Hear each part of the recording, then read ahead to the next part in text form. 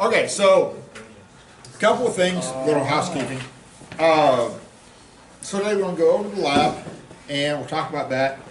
And then there's one big kind of complex problem we need to work with when a ball hits the floor and bounces and all that good stuff. And then we'll kind of work through that collectively as a class. And then I've got a video to show basically how you apply this idea of changing momentum to like a crash situation with a car. And then you don't have any homework over the weekend. So it's kind of a cool deal. Also, up there on the door, every year it's kind of become the tradition to sell some, like, the solar merch to my classes. And so that's what's up there. So there's like hooded sweatshirts, there's t-shirts, there's long sleeve t-shirts, sweatpants. So this is like the kind of a nice one. This has like the embroidered logo on it. So if you want to order that, I just need that by a week from today. Okay, Christmas is coming up. If you can say, hey, mom, dad, you know, hook me up, or if you have siblings that have taught, or if you want to get something for them, that's an option as well. Now, so generally I make about $10 off each item, kind of.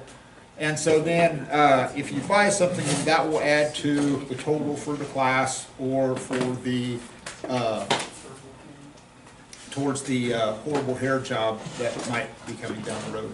So anyway, so that's what's up there. The order forms are on the table right there beside it. Don't have to decide today. I don't have to have the orders until a week from today. That will hopefully, then that will ensure that we get the orders back before Christmas, okay? So with the supply chains, everything is so screwed up. Okay. Anyways. We're good. Don't trip and fall. So anyway, so that's something that you can think of, and like I said, that will, $10 will then go towards those totals. So you have a week from today, not a big deal. All right, so let's chit chat about the lab. And I looked at some of your data that you had yesterday, and it looked pretty good.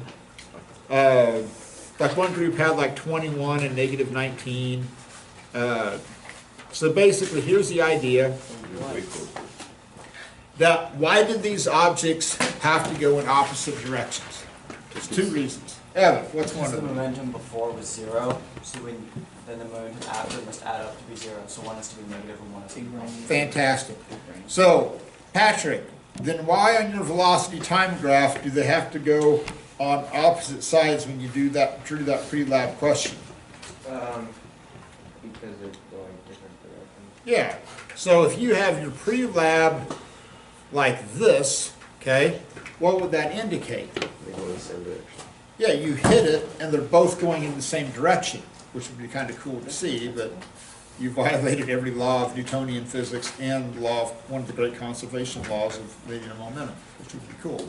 So you all figured out that, oh, it's going to go down here like this, okay? So what's the significance of the horizontal lines?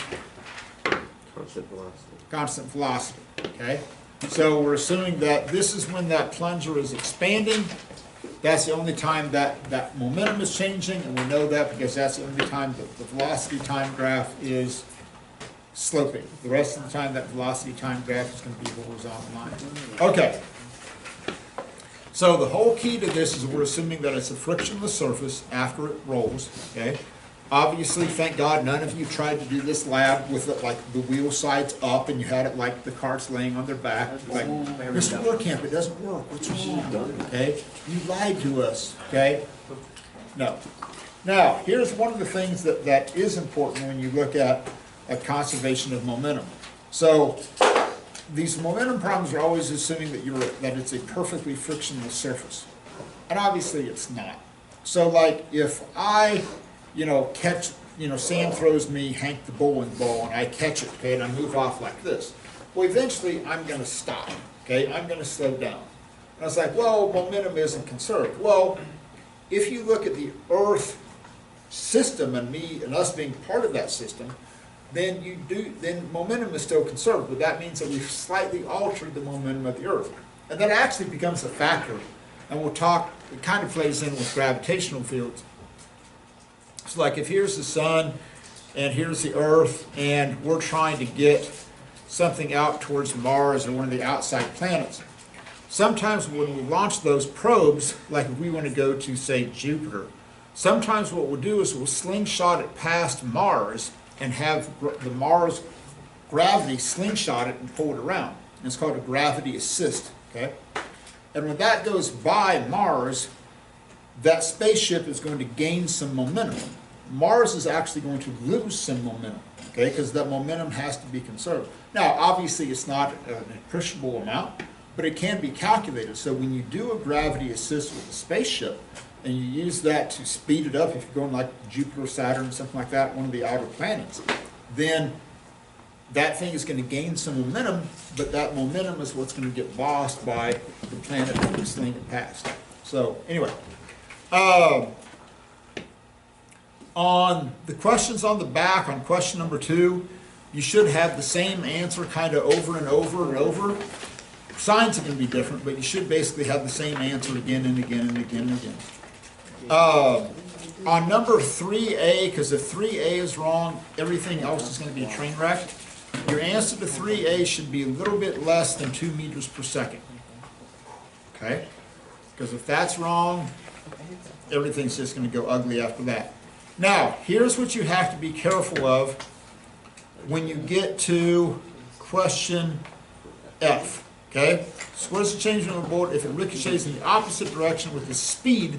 Notice I said a speed of 80 meters per second.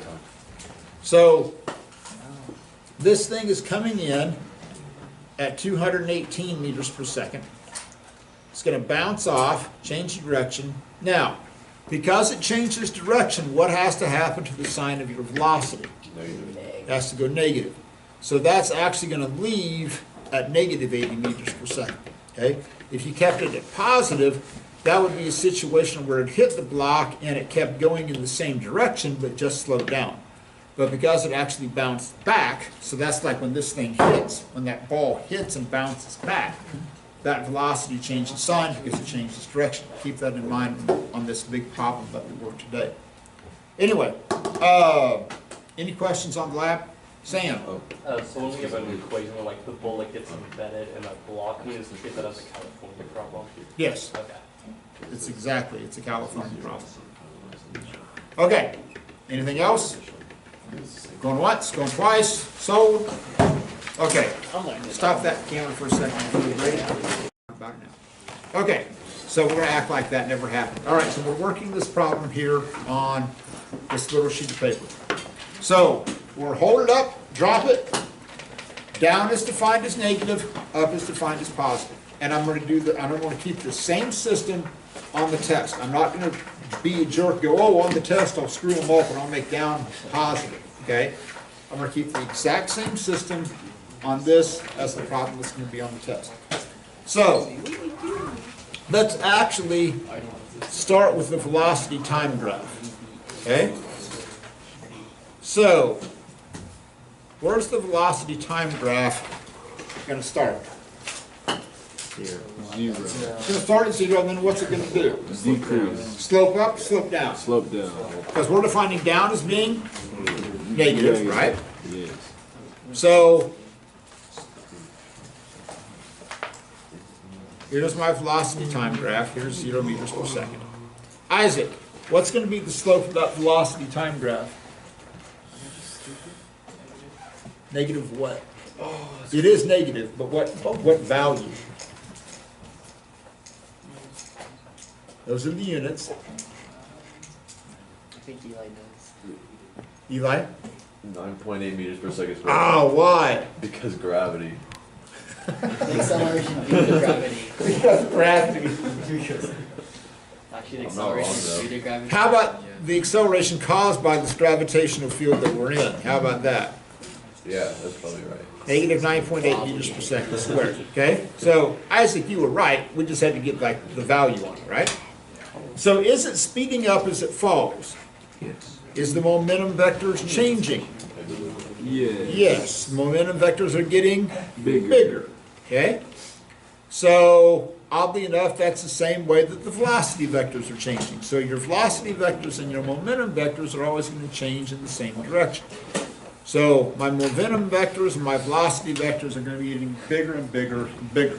Because, Michael, what's the direction of my acceleration vector? Michael? Downwards. Downwards? You sure? Okay. So you're looking at Eli when you said my name. Oh, sorry. Mine is not. Yeah, I was confused. It is now. Okay. You guys are fairly interchangeable. How about that? Okay. So I was thinking you, but looking at you. How about that? Okay. Now, at this point, Cassidy, it's going to hit the floor. Okay? It's Cassidy? Ouch. What? It's going to hit the floor, Is that right? human? That's tragic. Then what's it going to do? So what's my velocity time graph going to do? Everything. Okay, or it's the seal. Okay, so it's going to hit the floor here, right? So when it hits the floor, what's it going to do? Change Slow down, right? Yeah. So it's going to to zero. slope up like this, right? Is it going to be a pretty steep line or pretty shallow line? Very steep. Very steep, because that's not going to take very long, right? Okay, it isn't like it's going to hit. It's going to be like it isn't like I'm going to catch it, slow it down, and then throw it back up. Okay, this is going to happen very quickly. So it's going to hit here. Now at this point, we're storing energy in a compression. Okay? So it's kind of like what you guys did yesterday with the spring on the cart, where you pushed it, it hit, right? And you compressed that spring. We're storing potential energy, which Mother Nature doesn't like.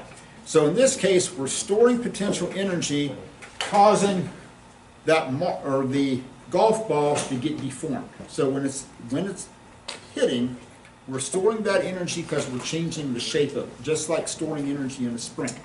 Now, Mother Nature doesn't like potential energy, so what's Mother Nature going to do? Change it back into kinetic. So what's this? So at this point, the ball was fully stopped on the ground. Now, if this was an egg, this is where this graph would level off, right? Oh, you drop the egg, it hits, boom, flat line from there on out. But because it's not an egg and it bounces, what's it going to do? Go back up. Go back up. Okay? So it's going to go up like this. So this is when the golf ball is expanding. Now, here's the deal. Let's say it's going to hit at some negative velocity. Okay? Make up a number, -9. Let's say it hits at -9. When it leaves, think this through. When it leaves, what's the sign of the velocity? Positive. Because it's going up, right? Okay. But is that positive velocity here going to be bigger or smaller in magnitude to the velocity that it hit? Smaller. Why? How do you know? It's not gonna go back up as high. Yeah, it's not going to go up as high, okay? Because it would be cool if it left with the same velocity that it hit, which would be cool, because then I could drop it, right? And I could just walk away, and it would keep bouncing back up to the same height every time. Now, you all would be completely lose all focus, because you all would be staring at the ball going, Yeah. oh, that's cool, okay? Right? You all would. I would. Like, I couldn't teach, but watch this for a while, You know, that's okay? a nice bouncy ball. So what's happening to that momentum? We're losing some momentum. Where's it going? Into the ground. Into the earth, right? The earth is part of the system. So the momentum that we're losing is actually being into the earth. Okay? We'll get into energy later. And we're losing energy because we're hearing it hit. Okay, so that's where we're losing some energy. We're also, that ball, because it's being compressed, is actually warming up a little bit. So we're going to lose some to a little bit of thermal energy. Okay.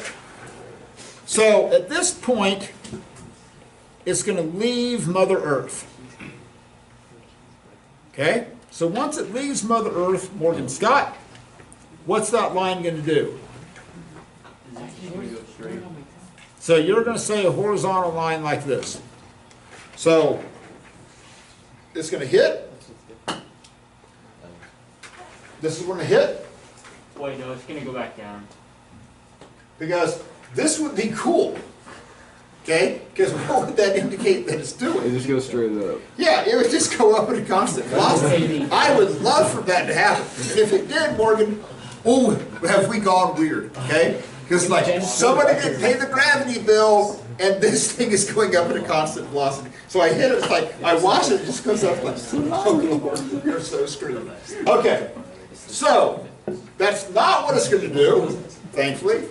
What is it gonna do, Morgan? It's gonna go back down. Yeah. Now, is it gonna have the same slope as this line? Yeah. Yes. Why? Gravity. Gravity's still acting on it, and that's what's happening. Okay. So we got this action going, right? So these two lines are parallel. Okay? So, Smiling Sam Bloberg, where's the ball at that point? On the floor. No, it's in the air. Yeah, At one. That's apex. it's in the air, and it's also at its, rhymes with maximum height. Maximum height. Yes, because that's when velocity goes to 0. Okay? So that's when that is at that maximum height.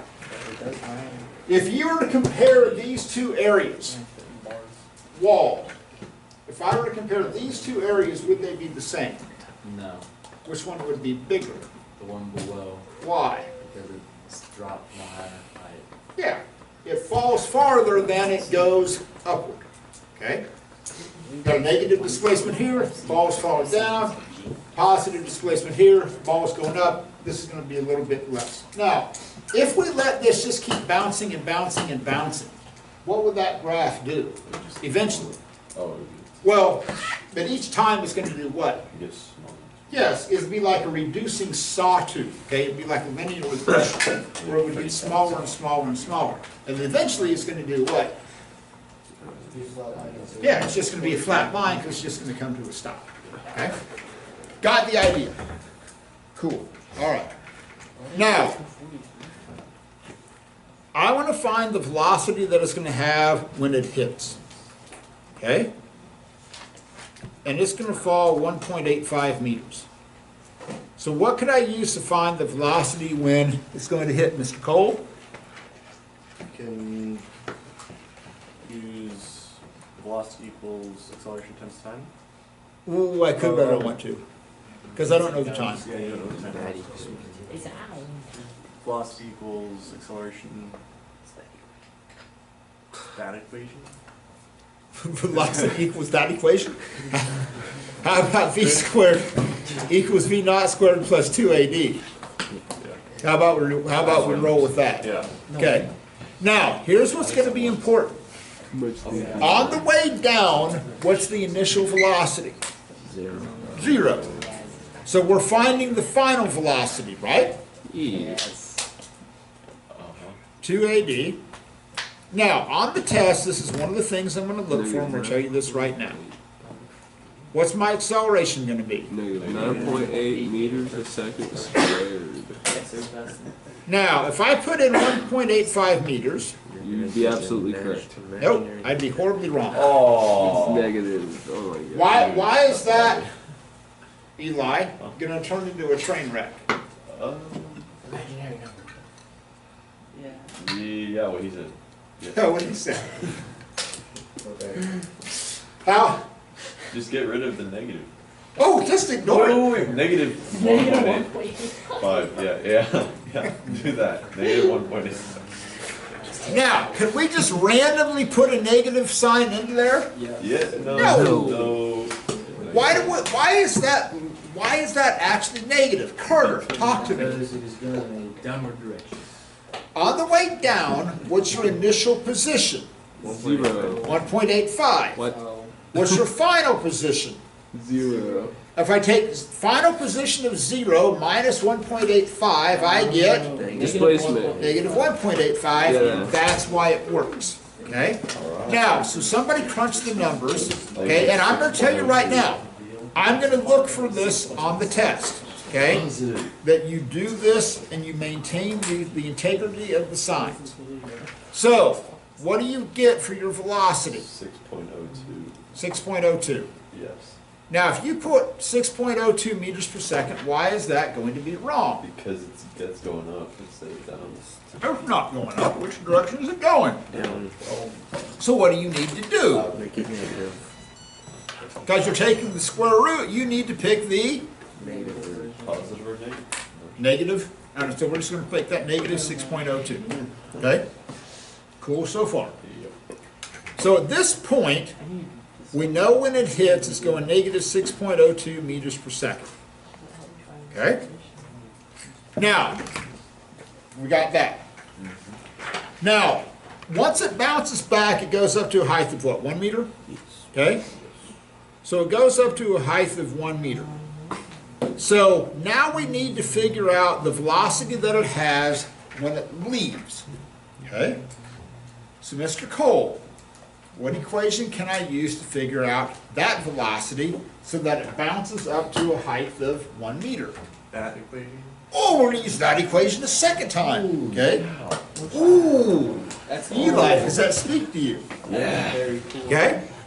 Now, this is where this is going to get a little bit weird, but not bad.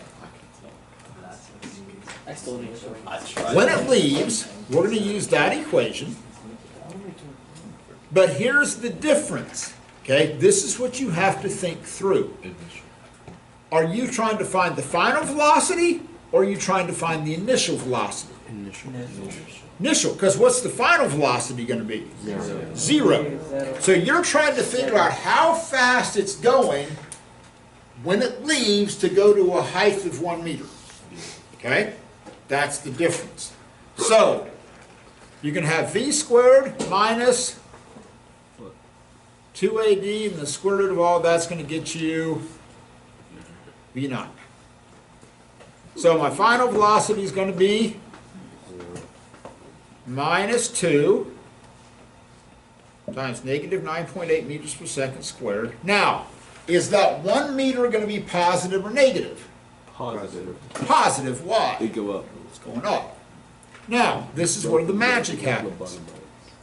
Again, if you work this consistently, I have 0 minus a negative number, which makes it Positive. positive underneath the radical. Okay? So that's what I'm telling you. If you consistently work this problem and use the constraints of going, oh, down is negative, up is positive, okay? It's all good. It all works out. Okay? Make it positive. Now, before you touch your calculator, what do you know about this answer relative to 6.02? Should be smaller. Has to be less. If you get an answer bigger than that, that would be even cooler. Because then you're going to drop it, and then it's going to bounce up higher than where you dropped it from. Okay, which would be cool. Okay? We'd have all our energy problems solved. Oh, we're creating energy. How do you want to generate electricity? Just bounce a bunch of golf balls. Okay, we'll generate electricity. Okay, so what do you get out of this calculation? 4.43 4.43 meters per second. meters per second. So if we go back up to our velocity time graph, that's 4.43 meters per second. Now, this is where you have to think through. Okay, so I'm going to tell you right now, this is where this problem gets a little bit dodgy. Okay? So, I want to find the change in momentum of the ball when it's in contact with the surface. Okay? Which is going to be mass times V minus V0. Now, this is where this gets a little bit tricky unless you think through it. So we've got the mass of the ball, 0.254 kilograms. That's the easy part. Okay? Now, when you look at V minus V0, so you're looking at it when it's in contact with the ground. So what's your V0 value? The -6 or the 4.43? -6. -6, because that's how fast it's going when it hits. the 4.43 is your final velocity. Now, this is where you have to make the shift. Because when you look at this one, what we found as V naught, okay, the initial velocity to make it bounce up, that the V naught here becomes the final velocity in your change in momentum. The final velocity that you have here when it hits the ground becomes the V naught value here. So the V becomes the V naught becomes the V. So that's what you have to think through, okay? Just saying, that's what you have to think through. So I'm going to have 4.43 minus, and again, this is all about the negative signs. So minus a negative 6.02 meters per second, okay? So that's what you have to watch. It isn't 4.43 minus 6.02. It's 4.43 minus a negative 6.02. Okay? That's the big difference. And that's where a lot of mistakes happen, is in that little wrinkle right there. So tell me what you get. 2.65. 2 point what? 65. And we can go like Newton seconds or kilogram meters per second, whatever. So that's the change in momentum of the ball. So what's the change in momentum of the Earth? Negative 2.65 Newton seconds. So whenever this ball hits the ground, we just change the momentum of the Earth. Okay? Not a whole lot. Okay? Obviously that impacts the ball a lot more than the Earth does. Okay? But because momentum has to be conserved, that's what has to happen. Now, I tell you that this thing happens over a time of 1.28 times 10 to the minus second. So, visualize this. Here's the ball. It's coming in and it's hitting at negative 6.02 meters per second. And it's leaving at 4.43 meters per second. Okay? So, is my acceleration, and I want you to think through this very carefully, is the acceleration when it's in contact with the floor a positive or negative number? Positive. Why? Because it expands upwards. So. That's the second half of it. Oh. When it's like negative to positive. When it hits, You're stopping the slowing it negative down. acceleration. yeah, when you hit, you're slowing down a negative velocity, but then when it expands, you're speeding up a positive velocity. Now, if you're not sure, wow, let's go look at the velocity time graph. No, I didn't. From here to here, what's the sign of that acceleration? It's positive the entire time. So that positive acceleration is making it slow down, but then that positive acceleration is making it speed back up. Okay? Go with that. All right. So, let's chit-chat. So, how can we find the force acting on the ball? Change in momentum equals force times 10. Yeah, we've got the change in momentum, which is 2.65 Newton seconds, which is equal to our change in momentum, and that equals force times time, right? Yes. So if I divide that by my time, I get my force. So somebody take 2.65 Newton seconds and divide that by 1.28 times 10 to the minus second seconds. 207.34. What'd you get? 207.34. So call it 207 newtons, okay? So that's the force now that's being exerted on the ball. Does it make sense that that's a positive value? Yes. Why? Because it's going upwards. Yeah, because which direction is the ball falling when it hits the ground? Negative. Negative. Guess what? If I want to project that ball upward, if I just use my hand, which direction am I going to move my hand? Up or down? Yeah, I'm not going to push it down and make it bounce up, right? So that's got to be acting up. Oh, that's a positive value. Okay. So if this is the force exerted on the ball, okay, what's the force exerted by the ball on the earth? Negative 207. Yeah, so the force exerted on the ball, by the ball on the earth is going to be, Negative. now, does it make sense that that's a negative value? Yes. Why? Because. And then we stop right there? Yep. Well, Oh, what- because it's negative acceleration. Howdy. Can I borrow Morgan Scott real quick? Do you want to give him back or Yeah, I can you do. keep him? Okay. All right, if you wanted to keep him, I'd feel a lot better about it. But anyway. Poor guy. Because it's negative acceleration towards the Earth. Right? Nope. Never mind. That was wrong. We're looking at the contact when, we're looking at that point when it's in contact with the earth, right? So, Oh. which direction is the ball going? Down. Yes. So it's going to be exerting a Downward force. downward force. The earth is going to be exerting an, Equal and Oh, so it's- opposite reaction. yeah. So, because every force has an equal and opposite reaction. Okay. Now, could we find the last thing? Could we find the acceleration of the ball? Yes. Yeah. Patrick, how? It's gravity. No. Slope of the line. Huh? On the slope of the line of the graph. Well, we could, but there's an easier way. Divide by negative. Do you know the force exerted on the ball? Take it divided by the mass. Yeah. So somebody take the 207 newtons, divide that by the mass of the ball of 2.254 kilograms. What do you get? 815 meters per second. 815 meters per second squared. That's kind of fast, Very fast acceleration. but it's Now, here's the deal. Oh, but it's only 7. How does that number tie in